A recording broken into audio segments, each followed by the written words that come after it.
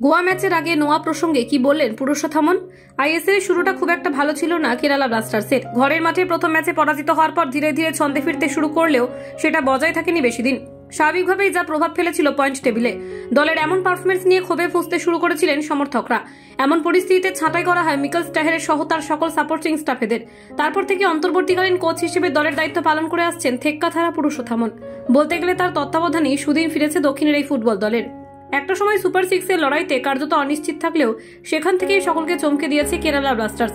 বিশেষ করে দক্ষিণের শক্তিশালী ফুটবল ক্লাব চেন্নাইন এফসিকে পরাজিত করার পর থেকেই প্রথম ছয়ে উঠে আসার অন্যতম দাবিদার হয়ে উঠেছিল কোয়ামি পেপ্রাদের ক্লাব। কিন্তু তাল কাটে গত ম্যাচে। প্রথম লেগের মতো এবার আইএসএল এর দ্বিতীয় লেগেও শক্তিশালী মোহনবাগান সুপার জায়ান্টের কাছে পরাজিত হতে হয় আদ্রিয়ান লুনাদের। স্বাভাবিকভাবেই সুপার সিক্সের লড়াইয়ে ফের ধাক্কা খায় কেরালা। সেখান থেকে এবার ঘুরে দাঁড়ানোর লক্ষ্য জেসুস জেমিনেসদের। নির্ধারিত সূচি অনুযায়ী আগামী 22 ফেব্রুয়ারি ফতোরদা স্টেডিয়ামে আইএসএল এর পরবর্তী অ্যাওয়ে ম্যাচে খেলতে নামবে দক্ষিণের এই শক্তিশালী ফুটবল দল, যেখানে তাদের লড়াই করতে হবে মানালো মার্কুয়েজের শক্তিশালী এফসি গোয়ার সঙ্গে।